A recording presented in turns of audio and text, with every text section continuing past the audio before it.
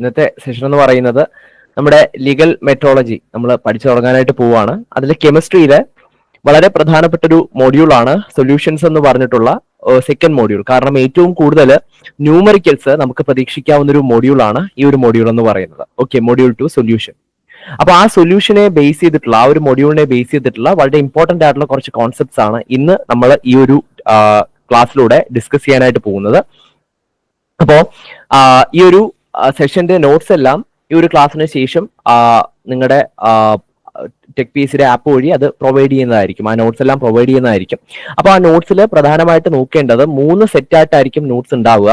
അതിൽ first set എന്ന് പറയുന്നത് ഈ സൊല്യൂഷൻ എന്ന് പറയുന്ന ഈ ടോപ്പിക്കിൽ നമുക്ക് ഇമ്പോർട്ടന്റ് ആയിട്ടുള്ള അതായത് ഫ്രം ദ ടെന്റേറ്റീവ് സിലബസ് നമുക്ക് ഏതൊക്കെ ടോപ്പിക് ആണോ ഇമ്പോർട്ടന്റ് ആയിട്ടുള്ളത് ആ ഇമ്പോർട്ടന്റ് ആയിട്ടുള്ള ടോപ്പിക്കിന്റെ പ്രധാനപ്പെട്ട നോട്ട്സ് അതുമായിട്ട് റിലേറ്റ് ചെയ്തിട്ടുള്ള എല്ലാ പോയിന്റ്സും ഷോർട്ട് കട്ട്സും എല്ലാം ഡിസ്കസ് ചെയ്യുന്ന ഒരു മെയിൻ നോട്ട് ഉണ്ടാവും.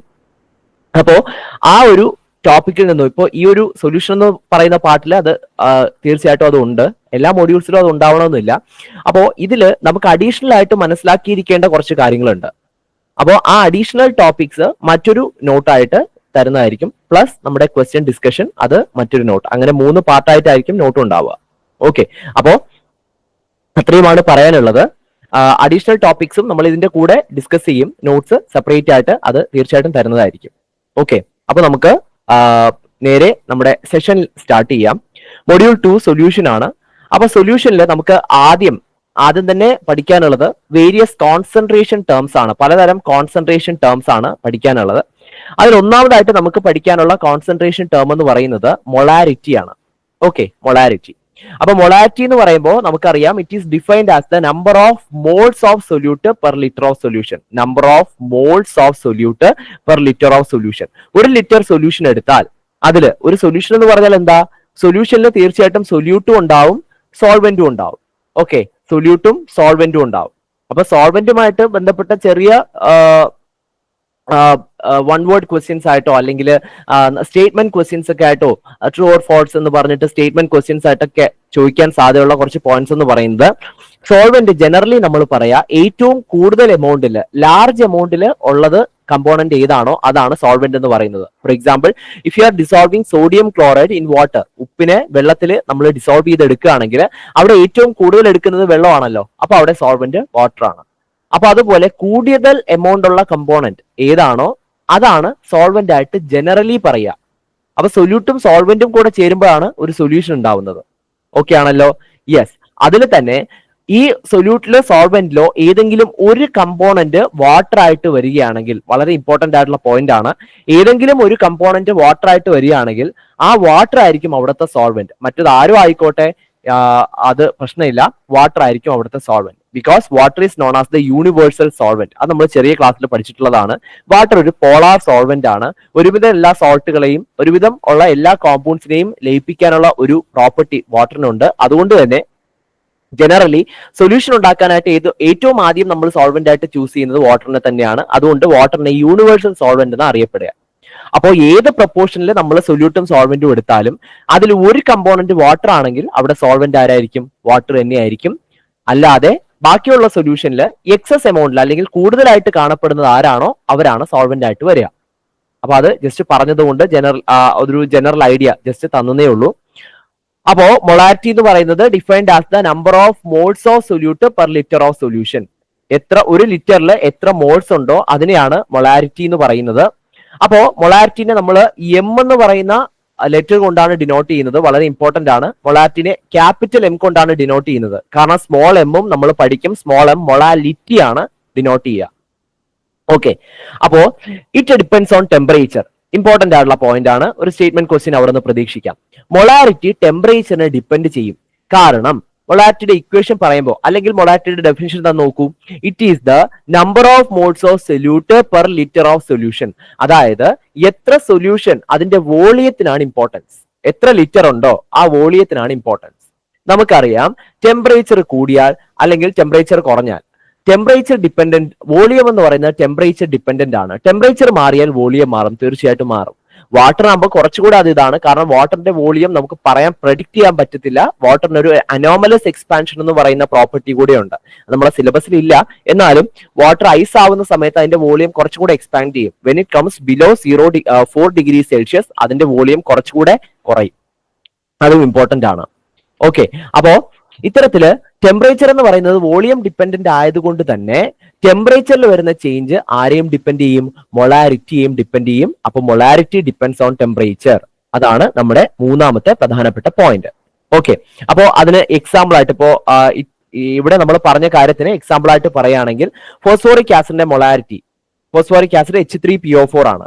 H3PO4 അതിന്റെ മൊളാരിറ്റി നമുക്ക് ഇവിടെ തന്നിട്ടുണ്ട് 0.18 എം എന്ന് പറഞ്ഞാൽ 0.18 മോളാർ. അത്രയും മൊളാരിറ്റി ആണ് അതിന്റെ കോൺസെൻട്രേഷൻ എന്നാണ് മീനിങ്. അപ്പോ എന്ന് പറയുന്നത് 1 ലിറ്റർ ഫോസ്ഫോറിക് ആസിഡിന്റെ ആ ഒരു സൊല്യൂഷൻ എടുത്തു കഴിഞ്ഞാൽ അതിനകത്ത്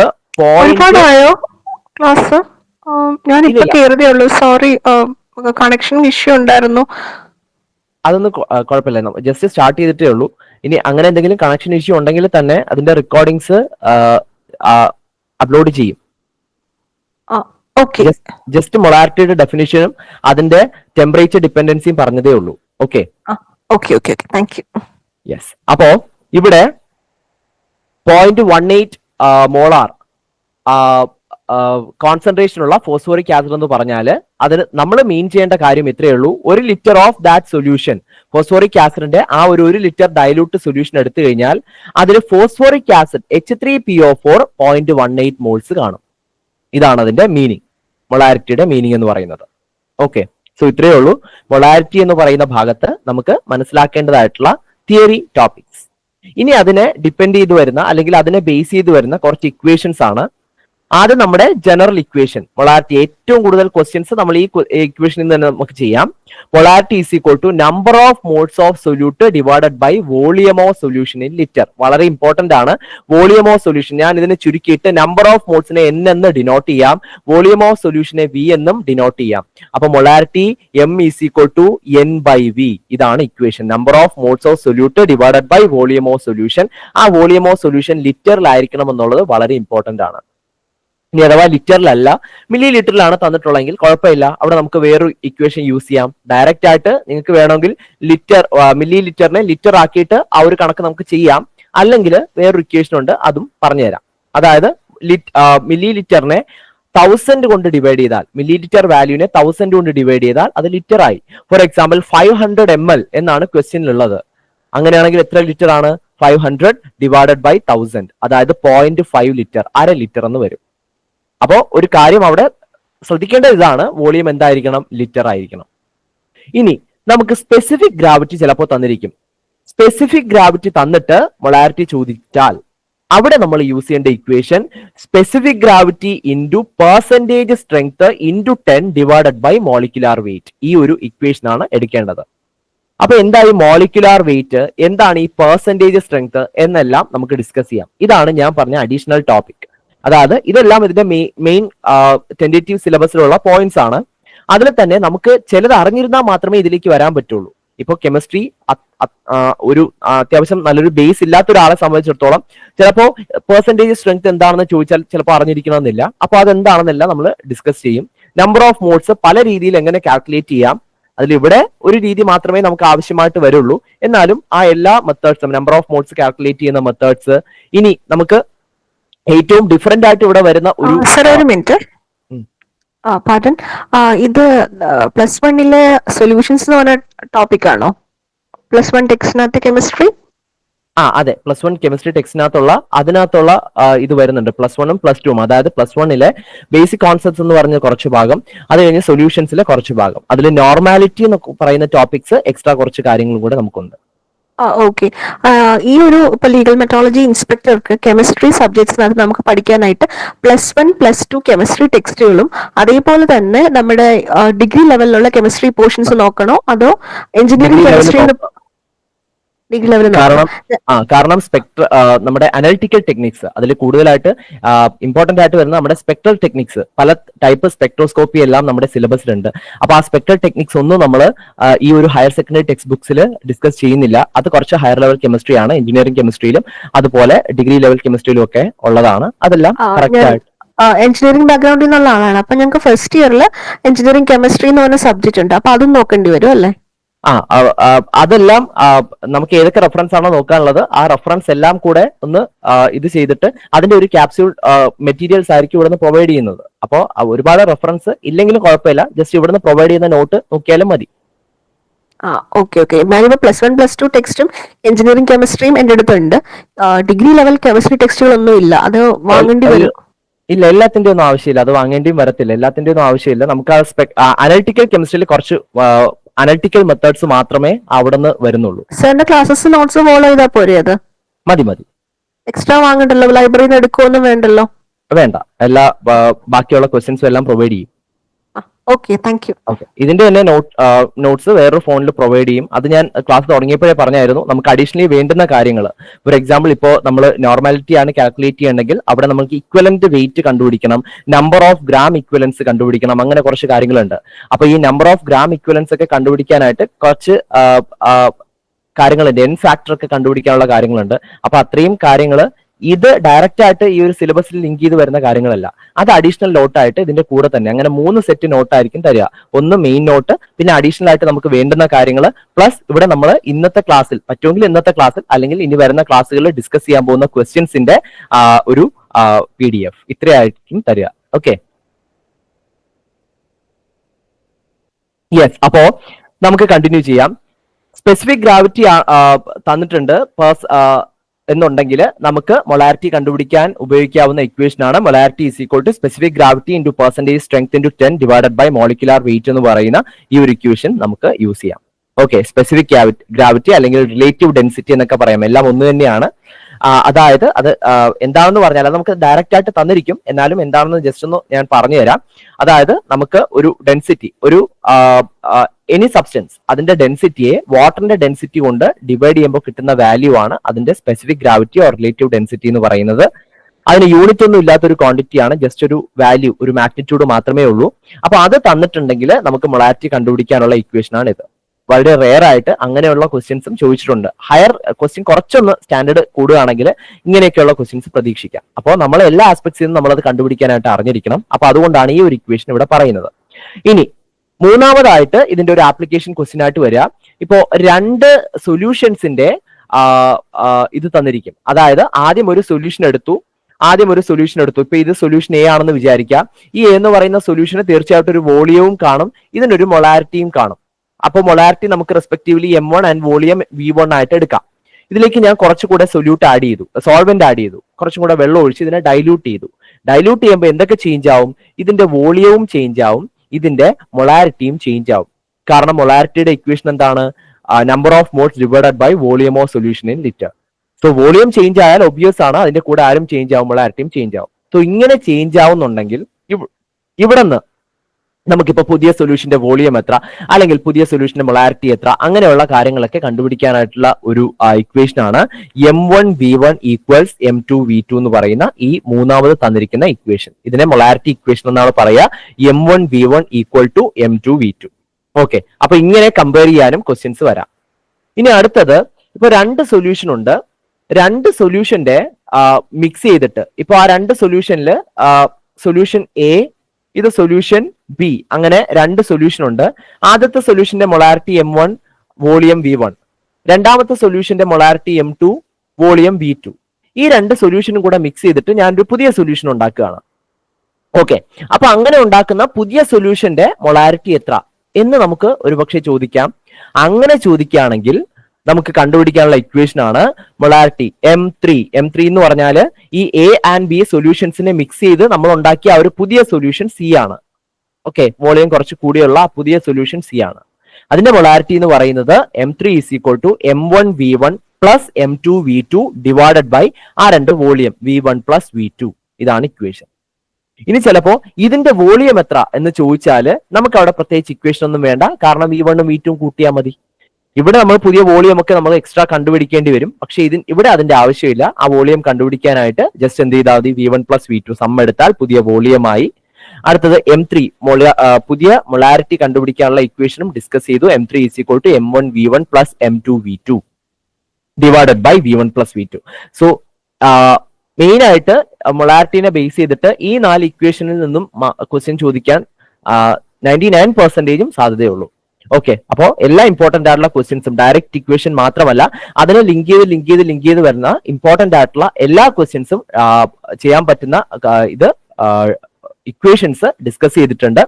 അതിൽ ഫസ്റ്റ് ഇക്വേഷൻ ഒന്നും കൂടെ, molarity M = N/V, where N is the number of moles and V is the volume of solution in litre.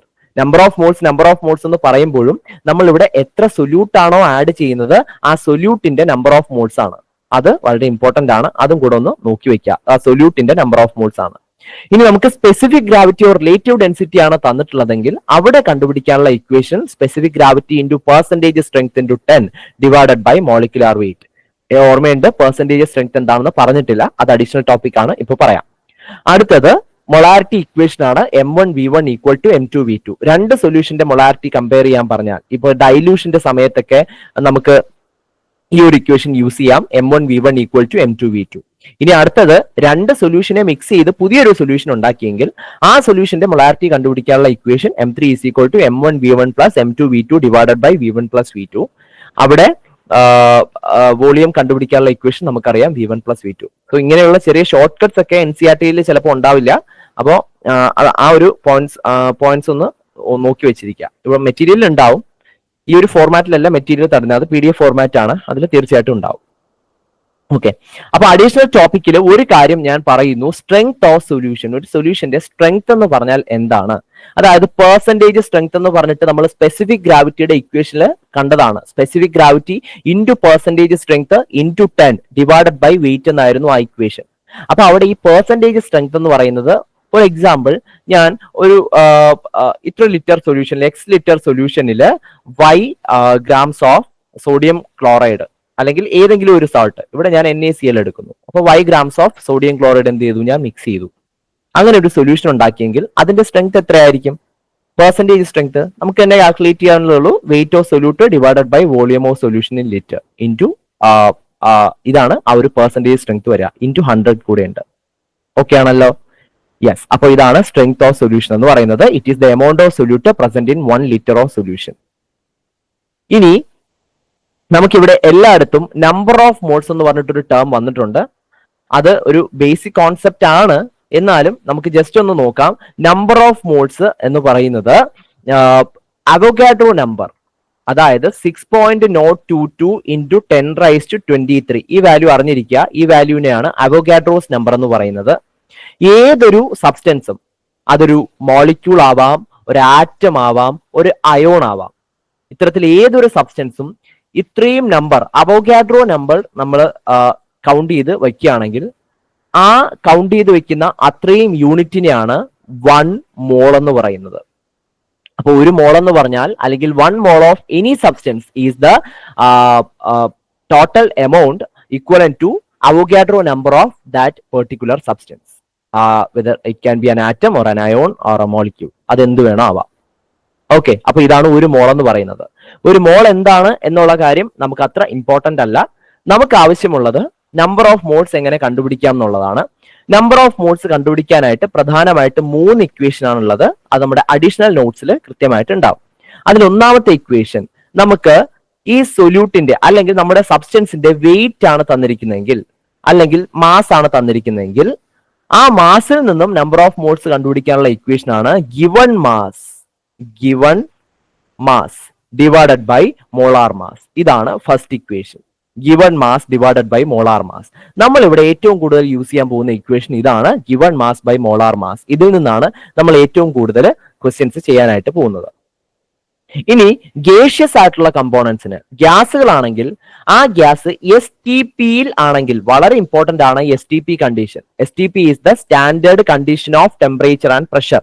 അതായത് 1 atm പ്രഷറും 273 കെൽവിൻ ടെമ്പറേച്ചറും ആ ഒരു അറ്റ്മോസ്ഫിയറിൽ മെയിൻറ്റെയിൻ ചെയ്യുന്ന ആ ഒരു കണ്ടീഷനെയാണ് STP എന്ന് പറയുന്നത്. അപ്പൊ STPയിലാണെങ്കിൽ നമുക്കിപ്പോ ഒരു ഗ്യാസിന്റെ വോളിയം തന്നിരുന്നാൽ, ഇവിടെ ഗ്യാസുകൾക്ക് മാത്രമേ ഇത് ആപ്ലിക്കബിൾ ഉള്ളൂ. വോളിയം തന്നു കഴിഞ്ഞാൽ ആ തന്നിരിക്കുന്ന വോളിയത്തിനെ 22.4 ലിറ്റർ കൊണ്ട് ഡിവൈഡ് ചെയ്താൽ നമുക്ക് എന്ത് കിട്ടും? നമ്പർ ഓഫ് മോൾസ് കിട്ടും. Where 22.4 litre is known as the molar volume. അതായത് ഒരു മോൾ ഓഫ് ഗ്യാസ്, ഏത് ഗ്യാസോ ആയിക്കോട്ടെ, ഹൈഡ്രജനോ ഹീലിയമോ അമോണിയോ കാർബൺ ഡൈ ഓക്സൈഡോ അങ്ങനെ ഏത് ഗ്യാസോ ആയിക്കോട്ടെ, ആ ഒരു ഗ്യാസിനെ നമ്മൾ എന്ത് ചെയ്യാണ്? നമ്മൾ STP കണ്ടീഷനിൽ എടുക്കുകയാണ്. ഒരു മോൾ, ഇപ്പൊ ഒരു മോൾ അമോണിയ അല്ലെങ്കിൽ ഒരു മോൾ ഹൈഡ്രജൻ, ഒരു മോൾ ഹീലിയം, ഇതിനെ നമ്മൾ STP കണ്ടീഷനിൽ എടുക്കുകയാണ്. STP കണ്ടീഷനിൽ എടുത്തു കഴിഞ്ഞാൽ അതിന്റെ വോളിയം എത്രയായിരിക്കും? 22.4 ലിറ്റർ ആയിരിക്കും ഒരു മോളിന്റെ volume. So that volume is known as molar volume. ഇതെല്ലാം വളരെ ചെറിയ ക്ലാസ്സിൽ 10th ലെവലൊക്കെയാണ്, നമുക്ക് അറിയാവുന്ന കാര്യങ്ങളാണ്. ജസ്റ്റ് നമ്പർ ഓഫ് മോൾസിന്റെ കാൽക്കുലേഷൻ പറഞ്ഞതേ ഉള്ളൂ. അപ്പൊ ഇതാണ് രണ്ടാമത്തെ ഇക്വേഷൻ. സോ മാസ് ആണ് നമുക്ക് തന്നിട്ടുള്ളെങ്കിൽ given mass by molar mass, അത് വെച്ചിട്ട് നമുക്ക് ചെയ്യാം. 2, വോളിയം ആണ് തന്നിട്ടുള്ളതെങ്കിൽ given volume divided by molar volume, അതായത് 22.4 litre. Necessary and sufficient condition എന്ന് പറയുന്നത് it should be maintained at STP, അത് STPയിൽ മെയിൻറ്റെയിൻ ചെയ്തിരിക്കണം. മൂന്നാമത്തെ ഇക്വേഷൻ എന്ന് പറയുന്നത് if you are provided with the number of entities, for example ഇത്ര ആറ്റം അല്ലെങ്കിൽ ഇത്ര മോൾ മോളിക്യൂൾ അല്ലെങ്കിൽ ഇത്ര അയോൺസ് എന്ന് പറഞ്ഞിട്ട് നമ്പർ ആണ് തന്നിട്ടുള്ളെങ്കിൽ ആ ഗിവൺ നമ്പറിനെ അവോഗാഡ്രോ നമ്പർ ആയിട്ടുള്ള എന്നയുടെ വാല്യൂ നമുക്കറിയാം 6.022 × 10⁻23. അപ്പോ ഈ ഒരു എന്നെ കൊണ്ട് ഡിവൈഡ് ചെയ്താൽ നമുക്ക് കിട്ടുന്നത് നമ്പർ ഓഫ് മോൾസ് ആയിരിക്കും. അപ്പൊ 3 ഇക്വേഷൻ ഉണ്ട്. 1 മാസ് തന്നിട്ടുണ്ടെങ്കിൽ കണ്ടുപിടിക്കാനുള്ള ഇക്വേഷൻ, 2 STPയിലുള്ള വോളിയം തന്നിട്ടുണ്ടെങ്കിൽ കണ്ടുപിടിക്കാനുള്ള ഇക്വേഷൻ, 3 നമ്പർ ആണ് തന്നിട്ടുണ്ടെങ്കിൽ നമ്പർ ഓഫ് മോൾസ് കണ്ടുപിടിക്കാനുള്ള ഇക്വേഷൻ. അല്ലെ ഏറ്റവും ഇമ്പോർട്ടന്റ് ആയിട്ട് ഈ ഇക്വേഷൻ പഠിച്ചു വെച്ചിരിക്കുക. ഇതാണ് നമ്മൾ ഇവിടെ യൂസ് ചെയ്യുന്നത്. രണ്ടാമത്തെ STPയിലുള്ള ആ ഇക്വേഷൻ എല്ലാം നമുക്ക് വേണം. നമുക്ക് മൊഡ്യൂൾ 1 സ്റ്റേറ്റ്സ് ഓഫ് മാറ്റർ ആണ്. അപ്പോൾ സ്റ്റേറ്റ്സ് ഓഫ് മാറ്ററിലെ ഗേഷ്യസ് സ്റ്റേറ്റ് ഒക്കെ പഠിക്കാനുണ്ട്. അപ്പോൾ പാർഷ്യൽ പ്രഷർ ഒക്കെ നമ്മൾ ഡിസ്കസ് ചെയ്യുന്ന സമയത്ത് അല്ലെങ്കിൽ മോൾ ഫ്രാക്ഷൻ ഡിസ്കസ് ചെയ്യുന്ന സമയത്തൊക്കെ ഇതിന്റെ ആവശ്യമുണ്ട്. എന്നാൽ ഇപ്പൊ തൽക്കാലം ഈ ഒരു മാസ് തന്നിട്ട് കണ്ടുപിടിക്കാനുള്ള ഇത് അറിഞ്ഞിരുന്നാൽ മതി. അപ്പോൾ അവിടെയും ഇനി മോളാർ മാസ് എന്താണെന്ന് സംശയം ഉണ്ടെങ്കിൽ അതും ബേസിക് ആയിട്ടുള്ള കാര്യമാണ്. സോ കാർബൺ ഡൈ ഓക്സൈഡിന്റെ മോളാർ മാസ് എത്ര അല്ലെങ്കിൽ ഗ്രാം മോളിക്യുലാർ മാസ് എത്ര എന്ന് ചോദിച്ചാൽ നമ്മൾ ഇതിന്റെ അറ്റോമിക് മാസുകൾ എടുക്കുക. അപ്പൊ കാർബൺ നമുക്കറിയാം, കാർബണിന്റെ അറ്റോമിക് നമ്പർ 6 ആണ്, അറ്റോമിക് മാസ് 12 ആണ്. ഇതൊക്കെ ബേസിക് വാല്യൂസ് ആണ്. ഓക്സിജന്റെ അറ്റോമിക് നമ്പർ 8 ആണ്. ഓക്സിജന്റെ മാസ് നമ്പർ എന്ന് പറയുന്നത് അല്ലെങ്കിൽ അറ്റോമിക് മാസ് എന്ന് പറയുന്നത് 16 ആണ്. ആ 16 അറ്റോമിക് മാസ് ഉള്ള 2 ഓക്സിജൻ ഉണ്ട്. അപ്പൊ 16 × 2 എടുക്കണം. അപ്പൊ ഇതാണ് ഈ മോളിക്യൂളിന്റെ മാസ്, ശരിയല്ലേ? അതായത് 12 + 16 × 2 32 ആണ്. ഇത് പ്ലസ് ചെയ്യുന്ന സമയത്ത് 2 4 കിട്ടും, 1 + 3 അതും 4 കിട്ടും, 44 കിട്ടും. സോ ഈ 44U ആണ് കാർബൺ ഡൈ ഓക്സൈഡിന്റെ മോളിക്യുലാർ മാസ് എന്ന് പറയുന്നത്. Where U is the unified mass. ചെറിയ മാസുകൾ നമ്മൾ മെഷർ ചെയ്യുന്നത് യൂണിഫൈഡ് മാസ് ഉപയോഗിച്ചിട്ടാണ്. യൂണിഫൈഡ് മാസിനെ പറയാനായിട്ട് തന്നെയാണെങ്കിൽ അത് തന്നെ കുറച്ചൊരു 5-10 മിനിറ്റ് ഉള്ള ടോപ്പിക് ഉണ്ട്. സോ അതിലോട്ട് ഞാൻ കടക്കുന്നില്ല. യൂണിഫൈഡ് മാസ് ചെറിയ മാസുകൾ അളക്കാനുള്ള ഒരു യൂണിറ്റ് ആണെന്ന് മാത്രം വിചാരിക്കുക. അപ്പൊ 44U ആണ് കാർബൺ ഡൈ ഓക്സൈഡിന്റെ മോളിക്യുലാർ മാസ്. നമുക്കിവിടെ ആ U വേണ്ട. ഏറ്റവും കൂടുതൽ ക്വസ്റ്റ്യൻസിലും നമുക്ക് 44 ഗ്രാം മതി. അതായത് ഈ അറ്റോമിക് മാസിനെ, കാർബൺ ഡൈ ഓക്സൈഡിന്റെ അറ്റോമിക് മാസ് 44U ആണ്. ആ അറ്റോമിക് മാസിനെ ഗ്രാമിൽ പറയുകയാണെങ്കിൽ അത് ഗ്രാം മോളിക്യുലാർ മാസായി അല്ലെങ്കിൽ GMM ആയി, ഗ്രാം മോളിക്യുലാർ മാസ്. ഈ gram molecular mass of any substance എടുത്താലും അത് 1 മോൾ ആയിരിക്കും. അതായത് 44 ഗ്രാം കാർബൺ ഡൈ ഓക്സൈഡ് ഞാൻ വെയിറ്റ് ചെയ്തെടുക്കുകയാണെങ്കിൽ അത് 1 മോൾ ആയിരിക്കും. അതിനകത്ത് 6.022 × 10⁻23 molecules of carbon dioxide ഉണ്ടായിരിക്കും. അപ്പൊ ഇതാണ് ഇവിടുത്തെ കണക്ഷൻ. ഓക്കെ, ഇത്രയുമാണ് പറയാനുള്ളത്. നമുക്ക് അറ്റ്ലീസ്റ്റ് ഇത്രയെങ്കിലും അറിഞ്ഞിരിക്കണം. അതായത് മാസിൽ നിന്ന് നമ്പർ ഓഫ് മോൾസ് കണ്ടുപിടിക്കാനുള്ള ഇക്വേഷൻ. ഇനി അതിൽ GMM ഗ്രാം മോളിക്യുലാർ മാസ് എന്ന് പറഞ്ഞാൽ എന്താണ്, അല്ലെങ്കിൽ മോളാർ മാസ് എന്ന് പറഞ്ഞാൽ എന്താണ്, അത് ഗ്രാം മോളിക്യുലാർ മാസ് ആകുമ്പോൾ അതിന് ഗ്രാമിൽ പറയുമ്പോൾ അതിന്റെ സിഗ്നിഫിക്കൻസ് എന്താണ്, ഇത്രയും കാര്യങ്ങൾ അറിഞ്ഞിരിക്കുക. എക്സ്ട്രാ ഇത്രയും കാര്യങ്ങൾ അറിഞ്ഞിരിക്കുക.